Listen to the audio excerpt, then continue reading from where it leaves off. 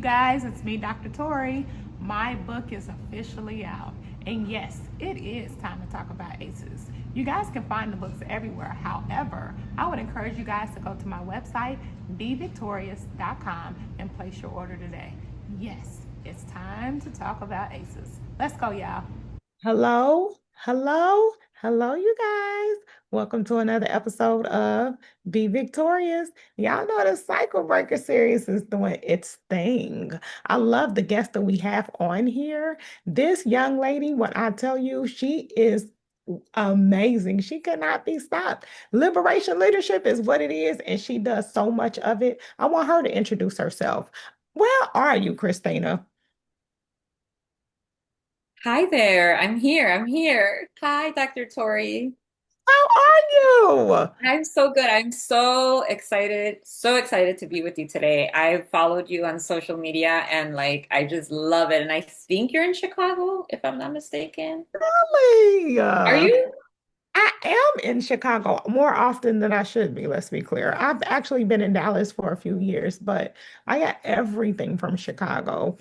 As far as my education, teaching, all of that experience, it came from Chicago. I did a 25 good years there and I ended up leaving, but nonetheless, my heart is there. So I got to connect you to a lot of people because I tell you, y'all going through a lot up there in Chicago.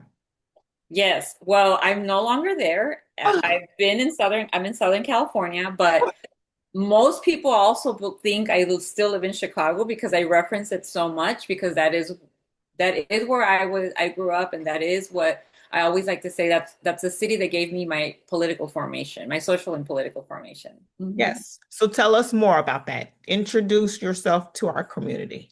Yeah. So sometimes I don't know where to start with this. How much time do we have? We got some time. We I got got some time. options. Yes. Okay.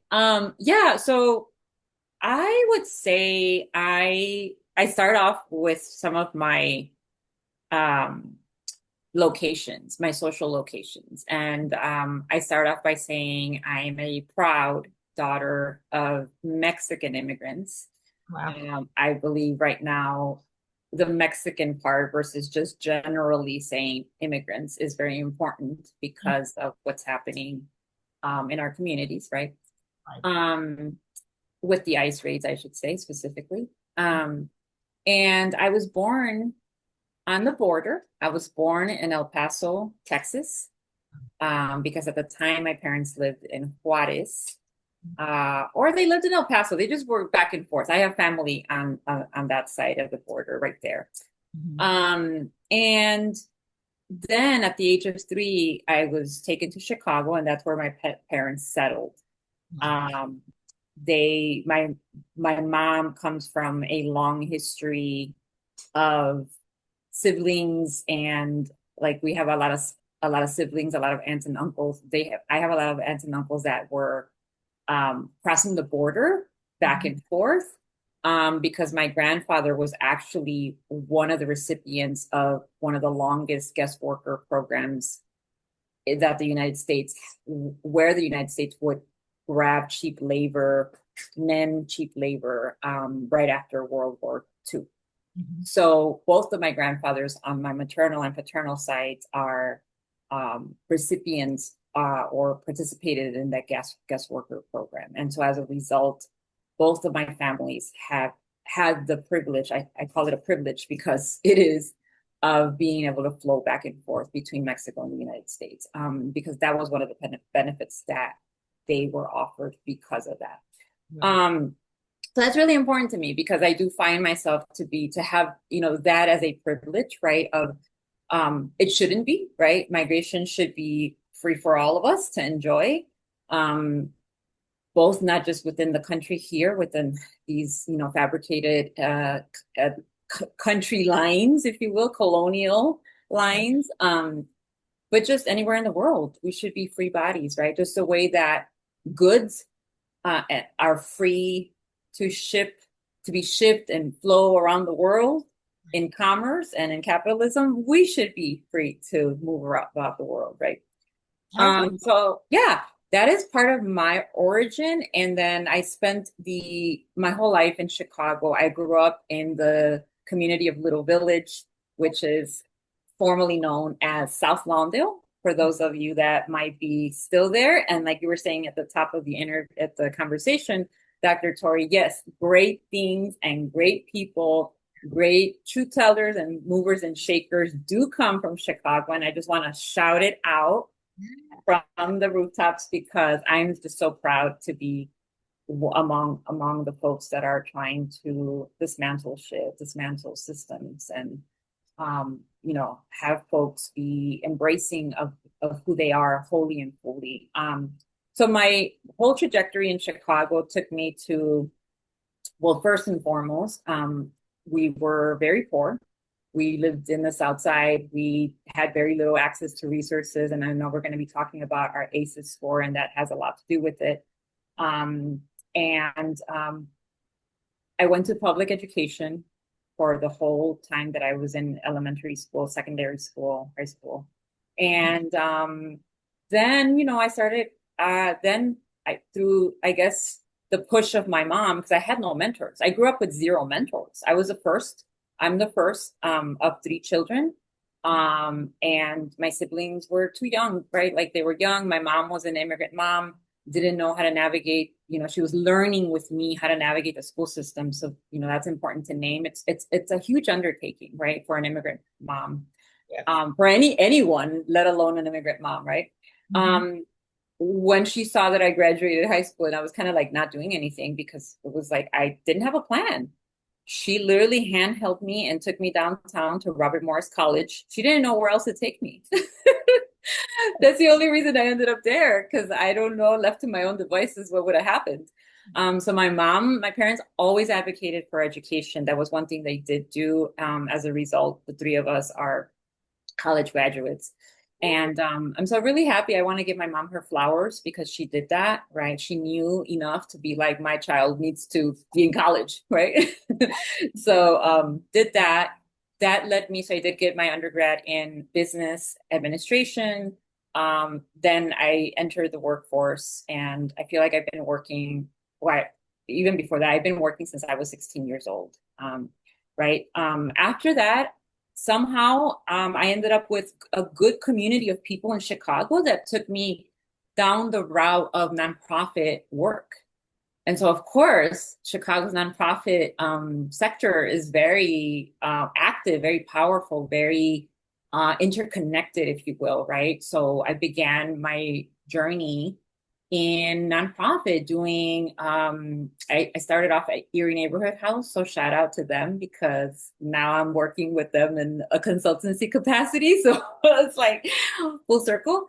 And then that journey really allowed me to see, I really credit those experiences in nonprofit, both in the service, in the sort of wraparound social services space, as well as in the advocacy and policy space. Because after that, I went on to do lobbying on Capitol Hill. I went on to lead delegations to Central America and Mexico, discovering and uprooting the causes of migration and showcasing and bringing awareness to the origins of how that phenomenon really takes place, right? Right. I got a degree, which I just heard on your page, Dr. Torie, that degrees in social work are going to be relegated to non-professional degrees. Like, I went down the rabbit hole on that one, because I was like, what is this? Yeah. So I do have a master's in social work. And so fast forward to now, all of those experiences, really working in the trenches, side by side, my community with Black leaders, with Indigenous leaders, with white folks who are like, we're doing the work, and just in immigrant spaces in Chicago, and eventually all across the nation. Really gave me the footwork and the footing, the foundation to where I am today. 3 years ago, I quit nonprofit, and I said, well, I want to start my own business, because there's some shit I want to say and do, and I want to coach women that used to be in my shoes. And I'm now just kind of like really in this space of like liberation for all of us, especially women of color, because that's the only tea I want to be drinking these days. And community is going to love you. It's already tons of social workers, coaches. We understand our ACEs, and so do you. What's your ACEs score? So I was like texting my sister because there are significant parts of my childhood that I don't remember. Wow. Right off the bat.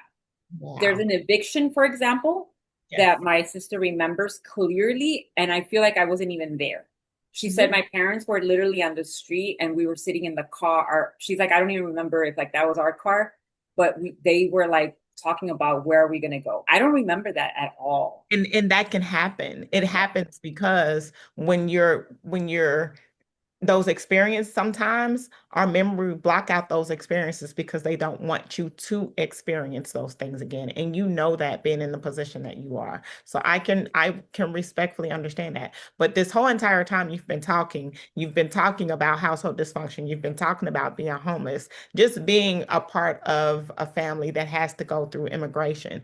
That's a big thing that we are talking about here recently, and I know you know, because immigration trauma in Chicago, honestly, it's gotten out of control. And so I know that you have ACEs score. Let's be clear, we already understand that. But I think what it is so many people get so caught up in the score that that's the reason why people are breaking it down so the community can understand it's not about the ACEs score, it's about the awareness and how and what you're doing to do something about it. And you're doing that. So that's what I like. You are in a community that's doing that. So yeah, Yes, thank you. And so based on what I recollect, what my brain allows me to yeah, recollect, I have a three. Um, yeah, I I feel like there's more, but I'm like one thing at a time because yeah. yes, No, I that's feel like there's real. probably more. Yeah. Hmm. That's real. I'm telling you because that I've heard it several times. And again, it's the awareness that is the key because we don't want the ACEs score to define us anyway. You know what I mean? So you've already defined your journey as a cycle breaker. But what is your definition of a cycle breaker? Yeah. My definition, I guess I've never been asked this question, Okay. but I think that I want us to understand our circumstances. Mhm. And I want us to understand that the things that we experience as children were not always quote unquote normal. Right. And that yet, I'll speak from a personal, like in the Latinx community, we tend to somehow glorify our resilience and we then bypass completely why we had to be resilient. Right. Like and like why did I have to me or my sister, why did we have to be helping my parents read through the only in English material or like the bill that came, the final notice that wasn't paid, things like that. So I guess cycle breaking is all of it for me. It's like not when I'm engaging in conversations with people and they're saying something that is very inappropriate that has to do with that's why I'm like you just can't be making light of things around me. Like I will be that person that will be like, well, actually, um, I don't think it quite happens that way, or that happens for a reason, right? And so I think a cycle breaker is that. I think a cycle breaker interrupts the actual cycle of like, even if you're having a fun filled conversation and everybody's like in high spirits, like I don't want to let something be overridden because I didn't say anything. Like, and so it shows up for me in a social setting and it obviously is in a professional setting. Cycle breaking, like I want to make sure that I'm now coaching the women that I coach from the lens of the systemic impact of Right. how they see themselves, because quite often they come and they think it's a personal failure problem. My clients think it's a deficiency that shows on their character or on who they are. It's not until we start to tease out where that comes from. And so I'm interrogating the system, how systems of oppression have actually caused so much damage in our lives and in how we see ourselves, especially as women of color. So for me, that cycle breaking in those spaces, like in real time. It's not just like a fancy label that I want to give myself. Yeah. No, I agree. And Yeah. that's the reason why we have to have these conversations. So let's talk about healing because you do a lot of leadership, you do a lot of things, and you already have a respectable community. What are some of the healing strategies, habits, or support systems that have helped you on your path? Yeah, I love that question too. Well, definitely, I didn't know this, but when I was in Chicago and I began to get involved with some of the movements, Hmm. marching, in retrospect, marching for human rights, for civil rights, for immigration rights, for worker rights, like literally marching was probably a safe haven for me. Really? Yeah, I can see it that. probably was like because of how community, now it's a little bit, now marching could be a threat to some of us, right? Like it could be very dangerous, right? Yes. But back then, I think I was able to express an emotion or a feeling that I didn't have words for at the time. Right. And I think it filled some of the void of the emotional neglect, if you will, that Hmm. I had that I was missing from home. And this is all in retrospect. I couldn't tell you this back then. Right. So that was one that I know has greatly helped. Another one has been being able to have heart to heart conversations with people, like asking people. I guess I do credit some of the organizing, knocking on doors experiences as like it built my ability to build empathy for people and get to know myself also. Right. So I think those are some healing things, just like if I could kind of really use my own work experience. And then like I think moving along, the more traditional forms of healing, like being in therapy for over a year, like straight here in 2020, 2019 and 2020, um, with a trauma therapist that helped me unpack like why I couldn't show emotion in public. Right. Like why I literally couldn't cry prior to 2019. I couldn't cry in public. I thought it was a form of weakness. Um, Yeah. Yeah. oh, things Yeah. have changed. And now I'm like, I'll probably cry in this conversation, right? So like the floodgates opened, because my nervous system was able to just relax. The other thing I do now that is just very practical, very everyday, is walk my dog, Yeah. listen, watch nature, touch nature, like really like look at the plants here. I live, I like to call as as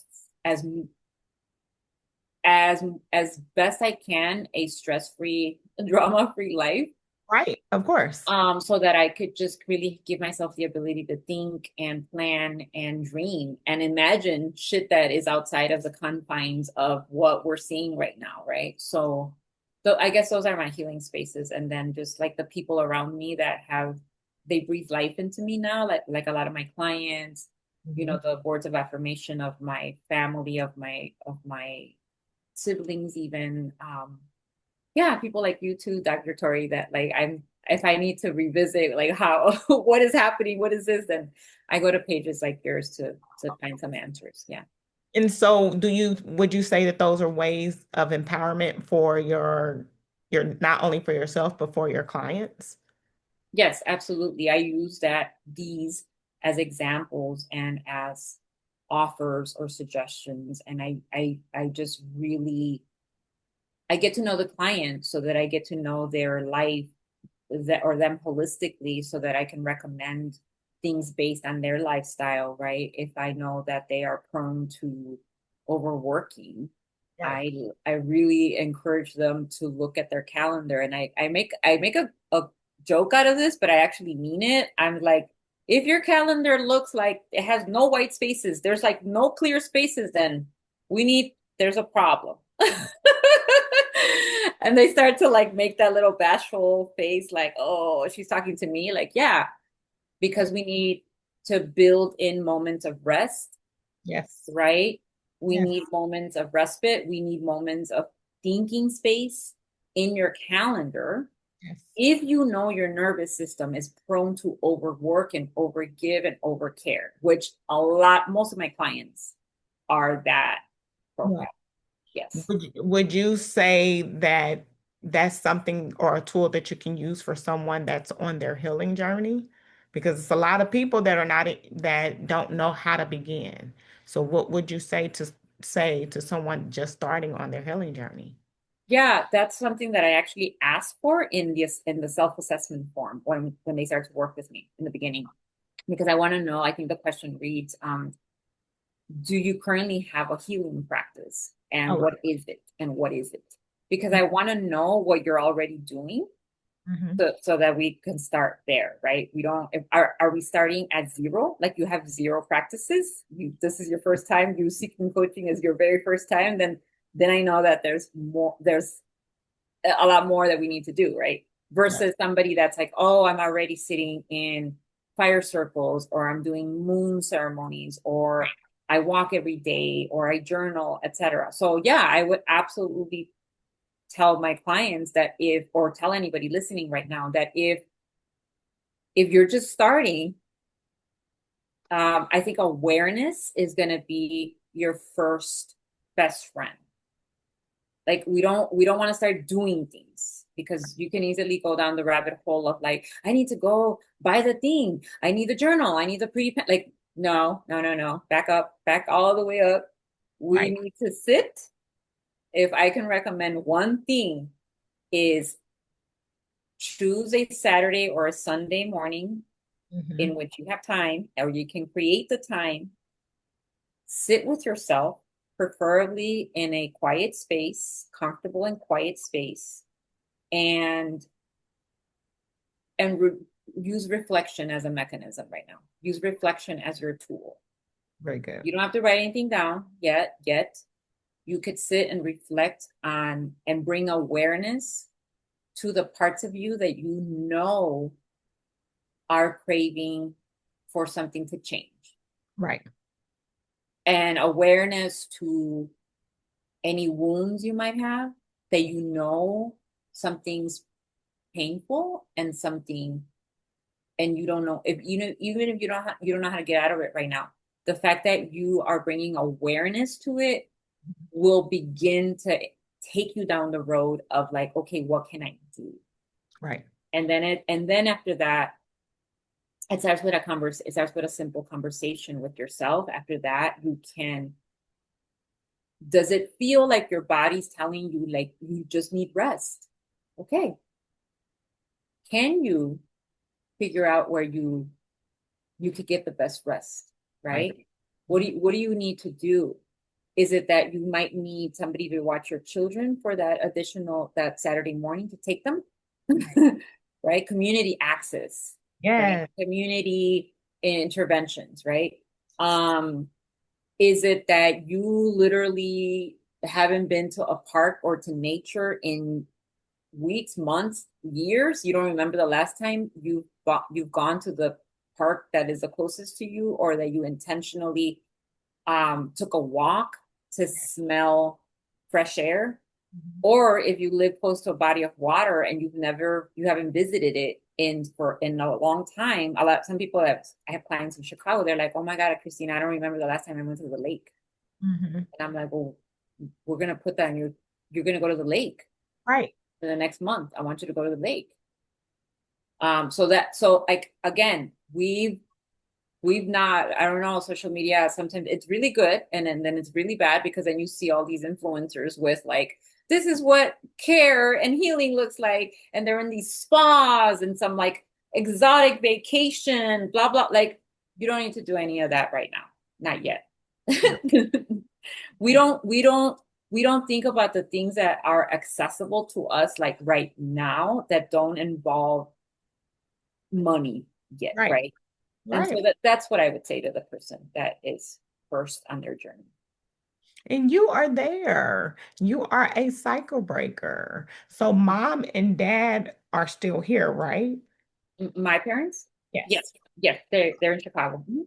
Wonderful. Wonderful. So what are they saying about the fact that you are the cycle breaker and you have done the work? How is family? How is things going knowing that you're the cycle breaker in the family? Well, I think there's a couple of us. I like to think that the three of us are um cycle breakers in different ways, right? Okay. I'm the oldest, but my sister does significant amount of work. My Yeah. brother is like, also I think by default living with two strong-minded sisters also Yes. had also had to pick up some practices, right? Or is engaging in different practices. My parents, I don't know that my parents have uh verbalized like you're a cycle breaker or you're doing things different or anything, any sort of, I don't know if it's awareness, but any affirmation about specifically, doing.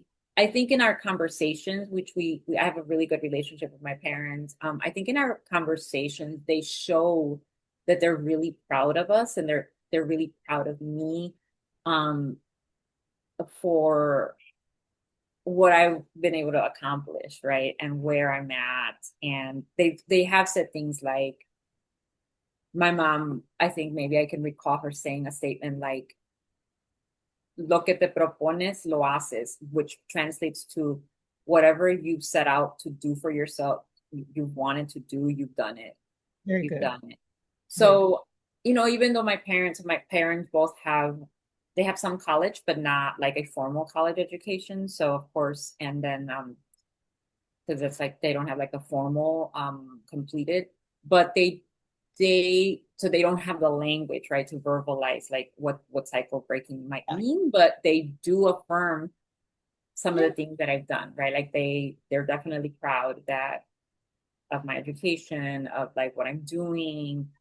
They don't always ask. I wish my mom would ask more. Right. Um, but yeah, definitely.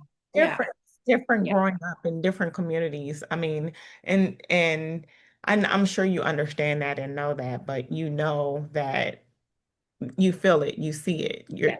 They are, but they just may have a different way of sharing. But you have to let the world know who you are because you're amazing. Let people know where to find you. Yeah, yeah. Well, I'm usually hanging out in social media because I have to. My business is there.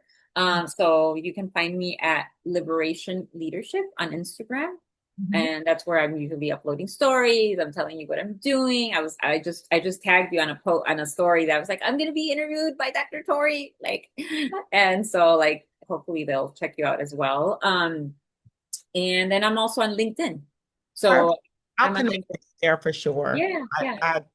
I realized that as I was going through in the follow-up, I'll make sure I include you on everything. So just so you know, this is an amazing episode. I just love that our community is forming itself naturally. And so to have you here, that's another social worker, another leader, another coach that is joining a community of people that are already doing it, that are willing to accept their ACEs, who are willing to grow. So I thank you so much for being here. And you will see, of course, more of us, you guys. You will see us. I do lunch and learns, of course, on Thursdays. So I would love to continue to include you in the conversation because it's so needed. Will you Yeah, thank join you. me? I'm sorry? Will you join me? Yes, of course, absolutely. I'm interested. I was like, what are these spaces talking about? I was listening to Oh, your baby. live. Yeah, oh, it's so much. We have plenty because there's so many people that want to do. And what I love about our community, people respectfully share their stories and share, like I just posted the barbershop and the beauty salon. That's actually a whole nother community that was formed, but we have all joined together in this healing space so we can grow. And so having you here as the liberation coach would be a wonderful thing for someone that needs that liberation. And that's the reason why I am so excited that you're here. So I thank you for taking time out of your schedule on a Saturday to talk to me on this wonderful podcast. And there you go, you guys. You can join us too. This podcast is bringing on trailblazers, cycle breakers, people that are willing to share their story in order to heal. So you guys have to join us. It's another one. Have a great day, you guys. We will talk to you soon. Goodbye, you guys.